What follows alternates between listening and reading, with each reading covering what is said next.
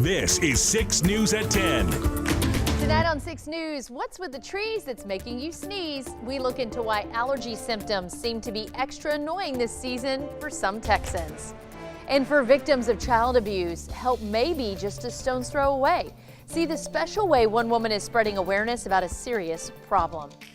And scientists could be on the verge of a major advancement in the detection of pancreatic cancer. Learn what has some researchers feeling optimistic. That's happening right now at 10. Good evening and thanks for joining us tonight. I'm Lindsay Littman. Bailey Bates is on assignment. Well, tonight we have some not so great news for allergy sufferers. The U.S. Department of Health and Human Services released a report and study that shows pollen season is getting longer and more intense. Now, some of you are probably feeling it too. Symptoms lasting longer or possibly even feeling more intense. And we're really just now getting into spring allergy season. Well, Dr. Craig Newman, the medical director at Hillcrest Marketplace Urgent Care, says in the last month, they've seen an increase in people suffering from allergies. We are out of cedar season by this point, and now the most common allergen are trees like oak and mulberry. We asked Dr. Newman about the reality of allergies getting worse. He said it just depends on the environment each year. So a lot of times it's trees, as obvious from your cars being green for the last month. Oak has been a big allergen that's out there, but we have other trees like your hackberry, mulberry trees have been kind of putting out a lot of pollen. And so we're leading into April, and that's kind of peak at the beginning of the month. So how can you prepare? Well, Dr. Newman suggests watching allergy counts can help if you plan, or help you plan rather. If allergens are high on a certain day, you can spend more time inside. You need to shower before you go to bed, and don't get into bed with clothes that you've been wearing outside because you could bring that pollen into your environment. Newman also says there's a bunch of over-the-counter medications and nose sprays that can help control your allergies too. Sometimes there's some things you can do to actually help curtail the allergies. If you know that there's a season coming up where you're going to have a lot of allergy problems, you can start some medication prior, even up to 2 weeks prior to that allergy season starting. And that might help those allergies from getting overwhelmed in your system. Well, some typical allergy symptoms include runny nose, itchy eyes, itching skin, a cough, and sometimes you'll even get a rash on your skin. Rarely will you get any kind of fever, though, with allergies. So if you do have a fever, chances are you are becoming ill with something else. Well, it's been a wonderful week to enjoy the outdoors, but can we expect that for our Easter weekend? Chief Meteorologist Matt Farrell looks ahead to what's to come in tomorrow's forecast tonight. Matt? Well, as we head into the weekend, the story is really going to be the winds across the area, and that was really the story today. Take a look at some of the wind gusts that we had to deal with for this Friday, this Good Friday. 36 in Gatesville miles per hour, 36 miles per hour in Hamilton as well, 37 from Mexia to Fairfield to Corsicana, and again, all these out of the south, southeast, so also bringing in lots of moisture, and that's going to be the story, like I said, through the weekend. Not only the wind, but the moisture. You're going to feel the humidity, and you're going to see a lot of cloud cover as we head through the next few days. As for our almanacs for today, we hit 77 in central Texas today. 57 is where we started, and again, pretty much on par with where we're supposed to be for this time of the year. Just a couple of degrees warmer down in the Brazos Valley, and again, the humidity, the winds were in play all across the area today. As we head through the rest of the night, once you factor in the humidity, the south winds, the clouds, we're not going to get all that cold. We're going to be right around 60 degrees by the time you wake up tomorrow morning, back up around 80 tomorrow afternoon. Now, again, we're going to be talking about winds, and we're going to talk about warmer temperatures heading to Easter coming up. All right, Matt, thanks so much. Back to the news now. Preparing your family for tornado season is important. There are many myths that exist around tornadoes, and it can be life-threatening if you believe them. Well, myths such as opening windows to reduce the pressure inside of your home. Don't do that. Another claim is to seek shelter under an overpass or bridge while driving during a possible tornado. It is best, though, to drive away from it. And last, you may have heard a green sky means a tornado will come down any minute. Well, 6 News spoke with one professor who cleared the air. When you see severe thunderstorms, they do take kind of a turquoise, bluish green color to them. That has to do with just the way the light from the sun is scattered by the heavy rain and potentially the hail in the storm. But that happens often even without tornadoes. So whether the sky is green versus not green has far more to do with where the storm is relative to you and the sun than it does to whether or not there's going to be a tornado. Well, the best thing you can do is be alert and safe, along with staying tuned to 6 News during that severe weather. A rock-solid message of giving a voice to the voiceless. One Belton woman is using stones of encouragement to advocate for children suffering from abuse. Susan Knobloch painted 7,500 of these colorful rocks this year with messages of encouragement and the faces of would-be children experiencing abuse on the other side as part of her Rocking On project. Her hope is any child needing support will come across a rock, see the child abuse hotline number on the back, and know that there's an outlet to call for help. There'll be adults that find these rocks too. And every adult, I promise you, was a kid. And every adult knows what happened in their life. And think about it. Well, Knobloch says she's already given over 3,000 of the decorative stones to the Children's Advocacy Center in Belton, as well as churches, schools, and CPS. And if you know any child suffering from abuse, call the hotline number on your screen right now. In more news tonight, a Temple man accused of shooting his mistress and their 1-year-old daughter in the head in November of 2017 is finally going to trial next week. Christopher Weiss is accused of murdering the two near Trading House Creek Reservoir outside Waco. He's charged with 2 counts of capital murder after he shot and killed 24-year-old Valerie Martinez and their 1-year-old daughter, Azariah, in Waco. According to the McLennan County Sheriff's Office, Weiss was married to another woman and had 2 other daughters. At the time of his arrest more than 6 years ago, Valerie's family said they wanted Weiss to spend the rest of his life in prison and didn't want to see this case dragged out. The armorer from the movie Rust has been denied a new trial. The judge in the case made her ruling in a virtual hearing earlier today. Hannah Gutierrez-Reed was found guilty of involuntary manslaughter earlier this month. Her nearly 2-week criminal trial centered around the 2021 shooting on the Rust film set, during which a prop gun held by Alec Baldwin fired a live round that killed the film's cinematographer. A sentencing date has been set for April 15th. One Bryan family is looking to bring attention to their daughter's rare skin disorder that has derailed their lives. 6 News reporter Andrea Uribe has more on how this serious condition impacted her life and how we can help them. And we want to warn you, the pictures may be sensitive for some viewers.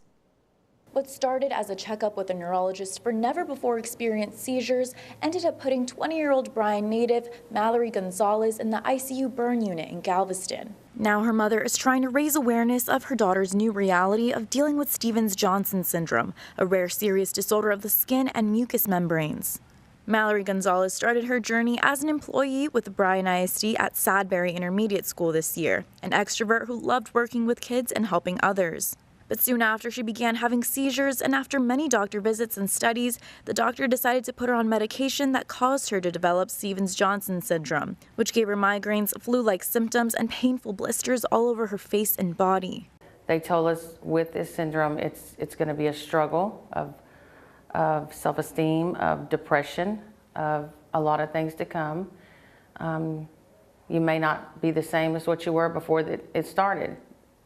And there's still a lot of things that can happen that we don't know yet. Mallory has been in the ICU for the past month, and her mother says they are grateful for Bryan ISD and the community's prayers and support during what will be a lifelong journey of recovery. Mallory is extremely grateful. She cries and tells me, "Mom, I can't believe so many people love me." And it's touching to know that our community has reached out, because I know it's going to be a long road for her. Mallory's GoFundMe has raised $8,000 from their $25,000 goal. For 6 News, I'm Andrea Uribe. And as mentioned, Mallory's mother has set up that GoFundMe to help the family with their current and future hospital bills. For more information, you can just go to our website, kcentv.com. Well, Pope Francis was in St. Peter's Basilica today to preside over the Vatican's Good Friday service. The Pope has been facing concerns over the state of his health. He has recently used a cane to aid him in walking around and arrived to the service in a wheelchair. He was also unable to lay down on the floor to start the service, as is traditionally done. But despite his condition, he was able to complete the service without issue and left before the church's procession. Up next, 3 years ago, they were just your normal Texas family, and now they've got 3 million subscribers on YouTube. We look at the journey of their rise to online fame. And later on in sports, another home run derby for Aggie baseball. See how A&M secured the series win over Auburn.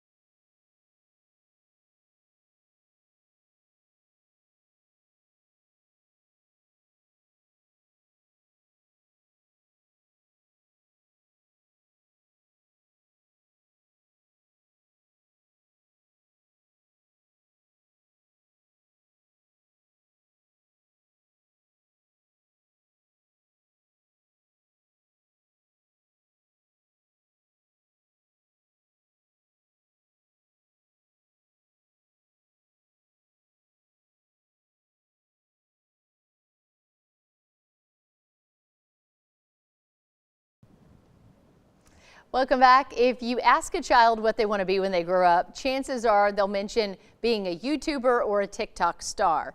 For one Texas family, those dreams became reality. Julissa Garza finds out how the family sang their way into online stardom. Meet 11-year-old Grayson Hollingsworth. She goes to school and she plays basketball. She has a lot of things she loves to do. Another thing she loves to do is sing, and millions of people listen. Good morning. Good morning. Today's gonna be a great day. On her YouTube channel, Gracie's Corner. It's a show that makes it educational to where kids can learn and also feel inspired and also feel representation. The channel has more than 3 million subscribers. It all started when the world was stuck at home in 2020. We have 3 kids, Grayson and her sister and brother, who at the time were a lot younger. And so we had to find a way to keep them occupied so we could work.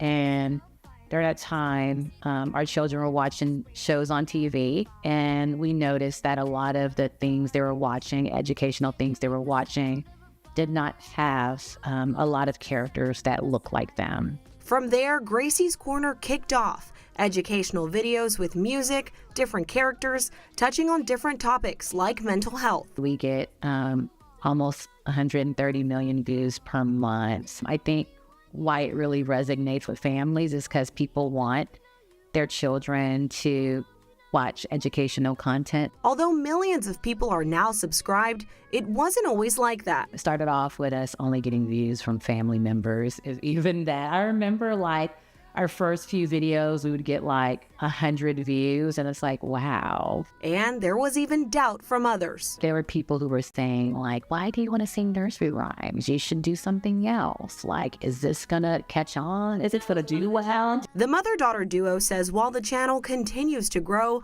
sometimes there are challenges in putting this all together. Making sure we tell a lot of stories, particularly stories that show different places where, people of color live. Like we'll have a video, for instance, that will show the Bahamas or show places in Spain where there are individuals who, have melanin.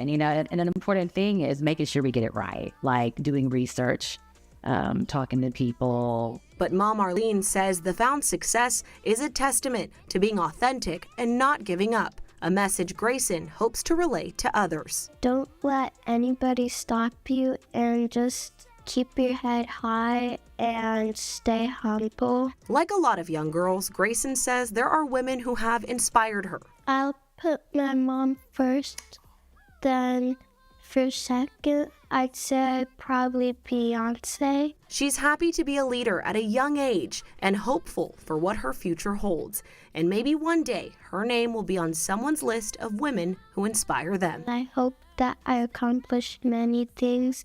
Mom Arlene, proud to be right by her side through it all. We have a lot of women who are fantastic leaders, and you're definitely one of them. In Houston, Julissa Garza, KHOU 11 News. Obviously, her future is very bright. Gracie's Corner is posting new videos once every week and also uploads all of their musical content to Apple Music and also Spotify. Also making news tonight, among cancer diagnoses, pancreatic cancer ranks as one of the deadliest types, and that's why finding it in patients early is critical for treatment. Well, some researchers in Alabama say they've found a protein that could make detection a lot easier. Aubrey Spears has this story of what could prove to be a game-changing medical breakthrough. According to the National Cancer Institute, pancreatic cancer is often difficult to detect. This is because in most cases there are no symptoms, or they mimic those of other illnesses. For right now, there is no method to diagnose pancreatic cancer early. There is nothing exists. Now researchers at the Mitchell Cancer Institute may have found a solution in the mitochondria, which is found in every cell. We all know that mitochondria is the powerhouse of the cell. It makes 90% of the cellular energy. Other than that, it performs a lot of other functions which are critical for the cells. In order to carry out those functions, the mitochondria hosts 1,500 proteins that travel into the mitochondria through the protein import system. That's where the protein TOM22 acts as a door. What researchers have discovered is that in pancreatic cancer patients, the TOM22 door remains open all the time, allowing the cancer to progress. And once we block that door biologically, cancer cells do not survive, they become stressed. The research is based on studying tissue samples from pancreatic cancer patients. They take the samples and stain them with the TOM22 antibody. And when we stain them, we found that the TOM22 is highly expressed in the cancer cell and the precancer cells, not in the normal. So that's give you the first idea that that could be a good biomarker. Dasgupta says pancreatic cancer needs TOM22 to progress because when you block the protein, the cancer cannot grow. He says knowing this can be useful for diagnosis as well as the development for a therapeutic target. We can take TOM22 and make an inhibitor and try in patients. Well, in more news tonight, last night a spectacular sight unfolded across the darkened skies of western Iceland. Take a look. Lava erupting from the Earth's surface spewed high into the sky while green strands of the northern lights danced along the backdrop. Look at that. It's incredible. The eruption is happening a few miles north of a town that has already been evacuated well in advance of any danger. Pardon me while I sneeze because of allergies. Certainly not something that we can expect to see here in Texas, but that is a bucket list type of thing to see. We'll have your full weather forecast and sports coming up next. Stay with us.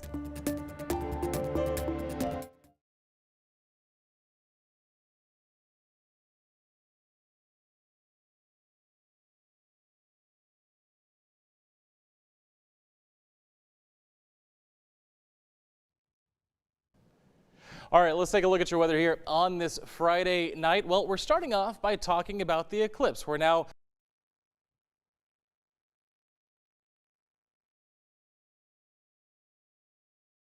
an early start to the series for Texas A&M baseball and, quite frankly, a lot of schools across the country. Thursday, Friday, Saturday slate for Easter weekend. The Aggies a perfect 20-0 non-conference, but just above 500 in the SEC. 4-3 coming into tonight. Game 2 against Auburn, and Jace Lavalette starts it off early, bottom of the first, opposite field home run, just off the scoreboard. 2-run bomb puts the Aggies up early, then jump ahead to the 5th, 3-1 lead, 2 outs. Braden Montgomery, he's going opposite field as well, his 14th of the year, and he's laughing because he's not done. How about another one in the 8th to straightaway center? Aggies get the win 12-8. They'll go for the sweep tomorrow nights. And it took a slight upset to make it to the Sweet 16, but now Baylor women's basketball hopes to keep it going to be named elite. You have to beat some of the best in the game to earn that title, though. Nicole Sheeran joins us from Portland explaining how the Bears hope to do just that.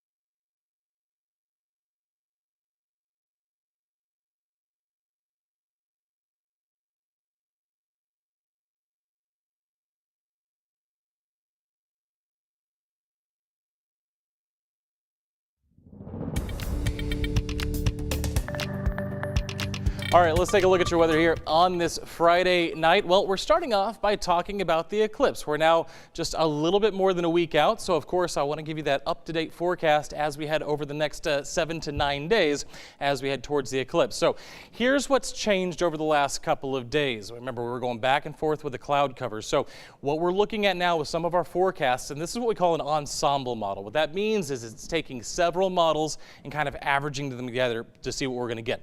This one comes from the National Weather Service, and as you can see, not ideal circumstances being predicted by this model for April 8th. We're looking at a situation where we might have 50 to 70% sky cover. That's typically what we would call partly to mostly cloudy skies, and if that happens, again, that would not be ideal viewing conditions. However, again, now that we're getting closer, we can do model analysis, comparative analysis, because we can take a look at multiple models. This one that we're about to show you comes from the Canadian Meteorological Corporation, and their particular forecast ensemble model, again, multiple models being averaged together, shows only about 20 to 50% sky cover, which would still not be perfect, but it would be better than, of course, if the skies were mostly cloudy that day. So we're going to keep an eye on that again for the next 7 to 9 days. Right now, it does look like there's going to be some amount of cloud cover.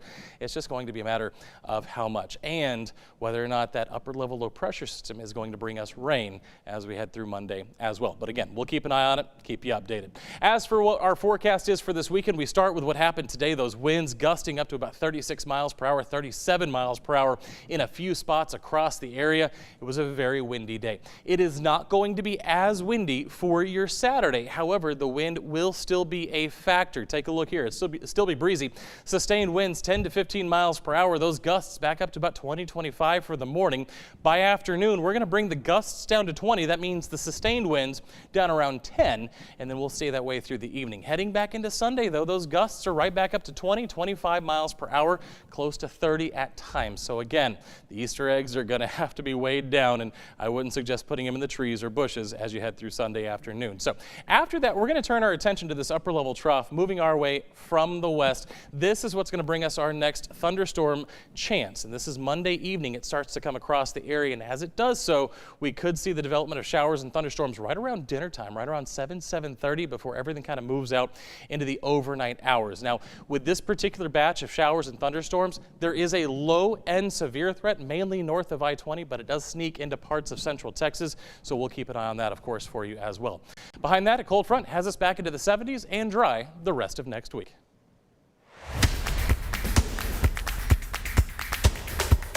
An early start to the series for Texas A&M baseball and, quite frankly, a lot of schools across the country. Thursday, Friday, Saturday slate for Easter weekend. The Aggies a perfect 20-0 non-conference, but just above 500 in the SEC. 4-3 coming into tonight. Game 2 against Auburn. And Jace Lavalette starts it off early, bottom of the first. Opposite field home run just off the scoreboard. 2-run bomb puts the Aggies up early. Then jump ahead to the fifth, 3-1 lead, 2 outs. Braden Montgomery, he's going opposite field as well.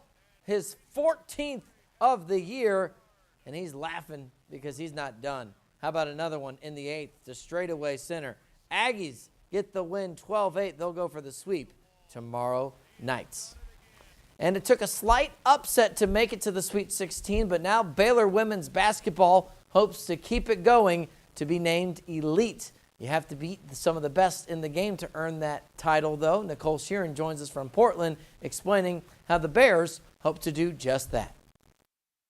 It's a Sweet 16 matchup in Portland that the Bears hope only gets sweeter. Baylor facing top seed USC with a chance to advance to the Elite Eight for the first time since 2021. But it's definitely going to take a dogfight to get there. The Bears enter this matchup going up against one of the top guards in the country. Freshman Juju Watkins has proven time and time again she can put up 50 points in a game, and well, it's no secret she's going to score on Saturday. But for Baylor, it's about playing their kind of basketball to advance to the Elite Eight. Now, they may sit in the number 5 spot going into this matchup, but the Bears have the Trojans right where they want them, feeling all the pressure. This squad has a chance to shock the world with nothing to lose and everything to gain. I love being an underdog, honestly. It's more fun when you win that way because people doubt you. I love to make the doubters mad, you know, or I love to make them just think about things. But I think for our team in general, the underdog mentality is best for us. When we come out with underdog mentality, can't nobody stop us, can't nobody guard us. We can defend anybody, and we just go out there and have fun because we know that what we can do and what we're capable of. So super excited.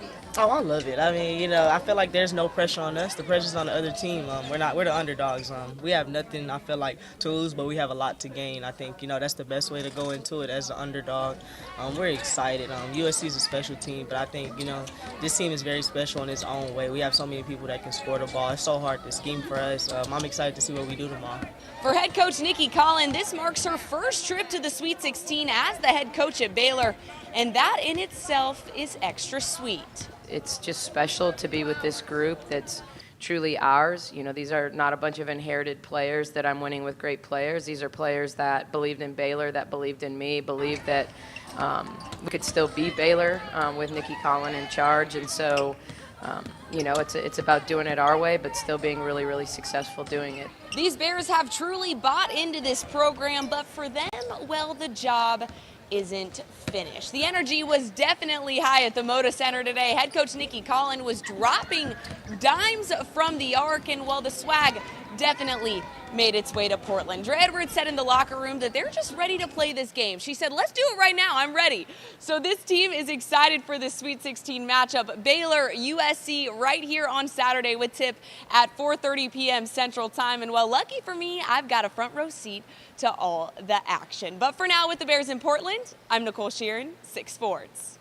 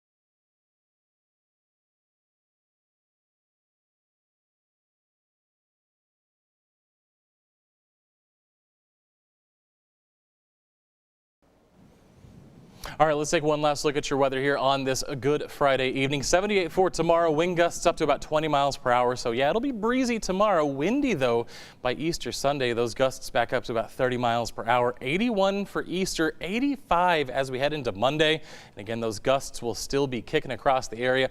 40% chance of thunderstorms in the evening before a cold front has us back into the 70s the rest of the week. Matt, thank you so much. And thank you for joining us tonight. We hope you have a wonderful and safe Easter holiday weekend. You can join our weekend crew